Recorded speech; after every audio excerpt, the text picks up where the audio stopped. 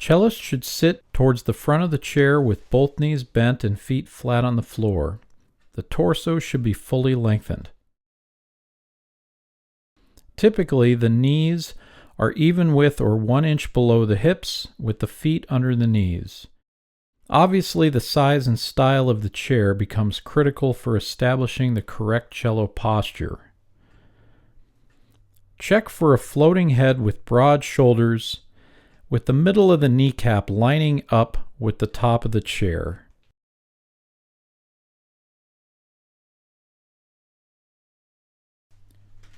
To adjust the cello endpin, set the endpin to a length equal to double the span of the student's hand.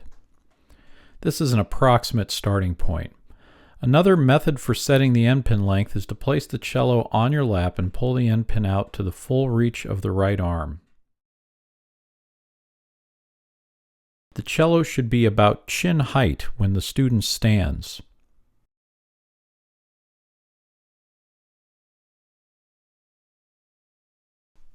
If the cello is in correct position, the C peg should be behind and below the ear. Cellists should be able to look left and right without hitting the peg.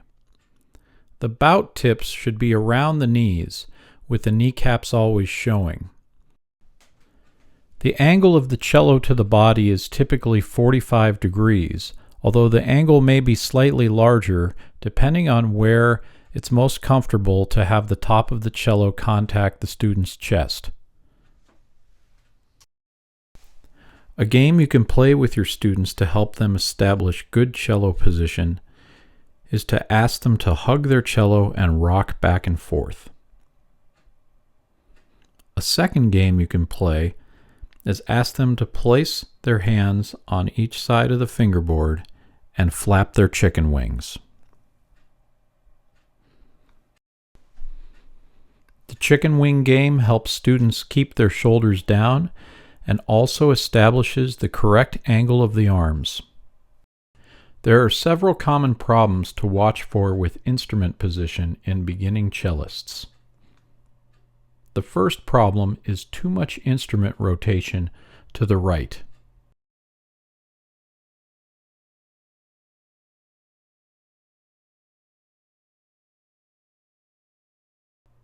A second problem that's common is the feet being out of position.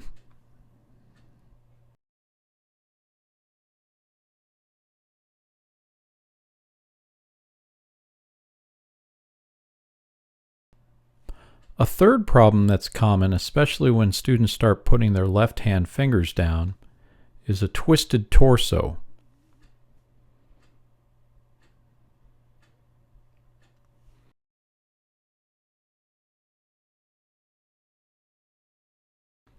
A fourth problem that sometimes occurs with cellists because of the C peg is the craned neck.